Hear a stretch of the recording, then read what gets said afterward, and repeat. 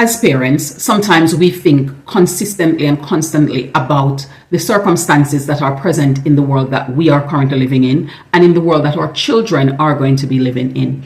And we want to see how we can make them into strong individuals who are tenacious and who have a level of grit that is going to make them as successful as possible in the future that they are going to be occupying.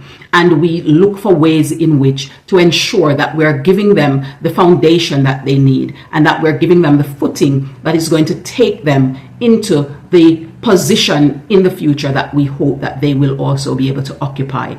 We're going to be looking at some of the ways in which parents can develop stronger, more resilient children.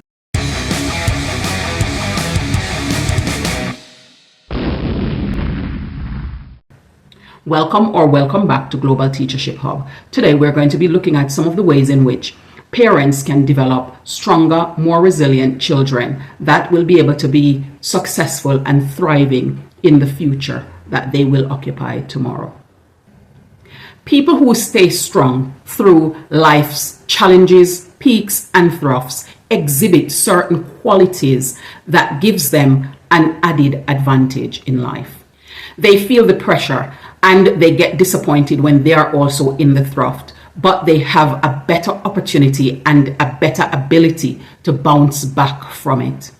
They also ride the peaks with a lot more grace, a lot more integrity and dignity, because they have the wherewithal that they need in order to be able to do so and do so successfully.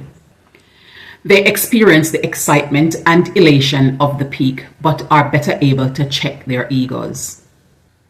They display more grit and resilience because of some fundamental habits that helps to create order, drive, and balance in their lives. Equipping our children with these gives them an edge in a difficult, unfair world filled with opportunities. And we're going to be looking at some of these skills that parents can equip their children with to ensure that they grow up to be strong adults. There are 7 of these principles, and the first one we're going to be starting off with is intentionality. It's important that we teach our children to be intentional, help them to recognize purpose, to be driven, and to go after what they're pursuing with a level of vision that keeps them focused and a structure beneath them that will help them to be able to formulate their steps as they are pursuing their ambitions and their goals and their visions. Because with intentionality, they know what they're doing, they know when they're going to be doing it, they know how it's going to be done, and they know why they're also doing it. And the structure that frames around them helps them to ensure that they're walking this line as best as possible. And when they veer, of course, they have the compass to guide them back to where they need to go. Number 2 is to help children to understand what they control. Now, people need to recognize there are things that we can control, and those things, because we can control them, we can set the parameters of them and ensure that they work for our advantage. However, there are things that we cannot control, and those things can sometimes come in and throw our plans off course. And then what we need to learn is, though we cannot control those things, what are the things that are in our remit to control?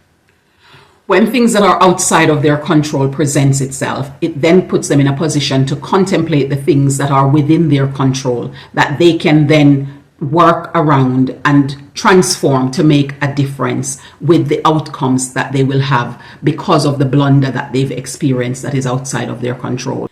This also helps them to set boundaries and to know how to respond when misfortune strikes. Number 3 is to have a network. And when they have a network, it's to be able to ensure that they have a group of people who are solid friendships that they rely on for support, to have another group of people that they rely on for advice, and also to have a group of people that they rely on for connections and to be able to support them through some of their business ambitions and adventures that they will take.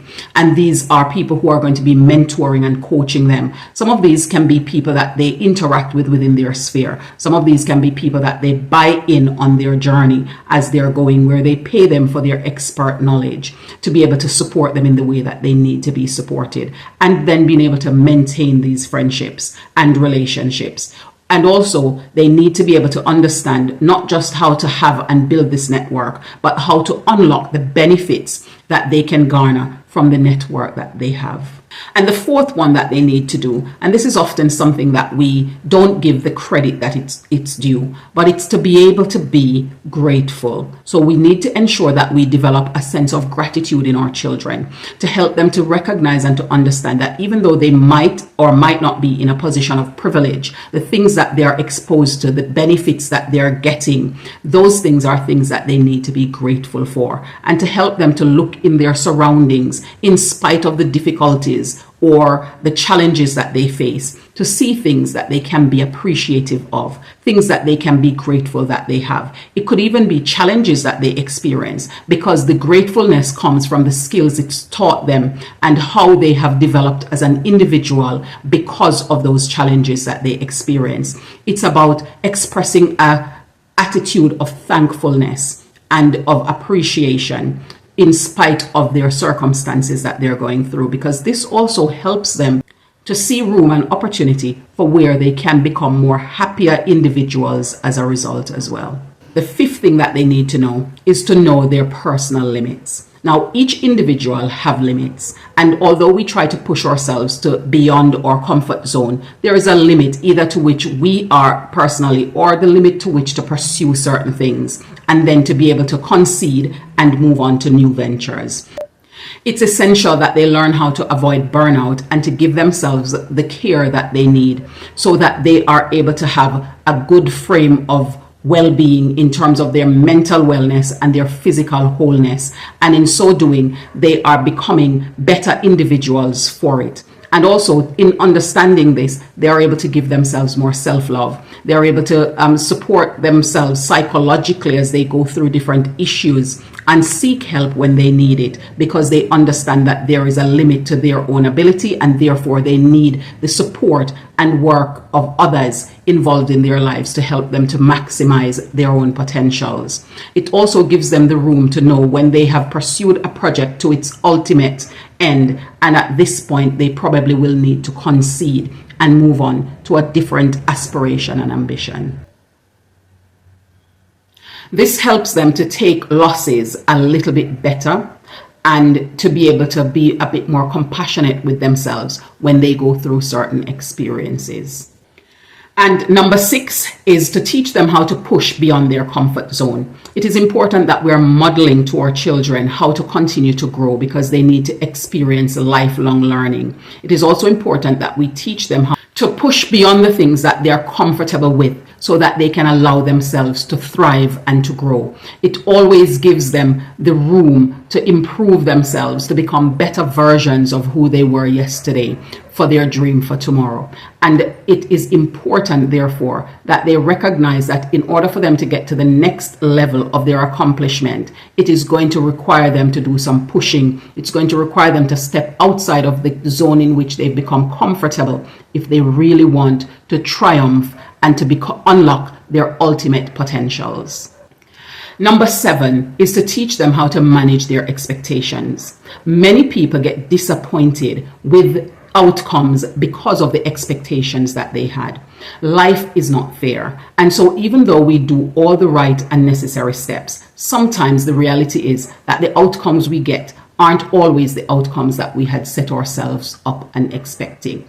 And especially in a world where we're dealing with other people, where some of their decisions and their choices are outside of our control, it makes it challenging for us to be able to control all of the different pieces of the puzzle when we're building out our different situations and our different scenarios. And therefore, it's important that our expectations are such that we manage them well. It's not to say that we shouldn't have high expectations. Of course we must. However, we need to manage those expectations and understand that we share those expectations with the people with whom we're working and interacting, so that when things do not go in the way that we expected them to, we can look for ways in which we can address the shortfall and make significant strides to achieving those things that we expected to be the outcome. And also to find a way in which we accept that sometimes our expectations were simply too high. It is important that we're always seeking ways as parents to see how we can develop our children and make them stronger. It helps them in their personal development, it helps them in their academic development, and it also helps them in their relationship building and the future that we're supporting them in curating for themselves. We hope that this was very beneficial to you and you have garnered something from it that you will also add to your parenting hack that you now employ.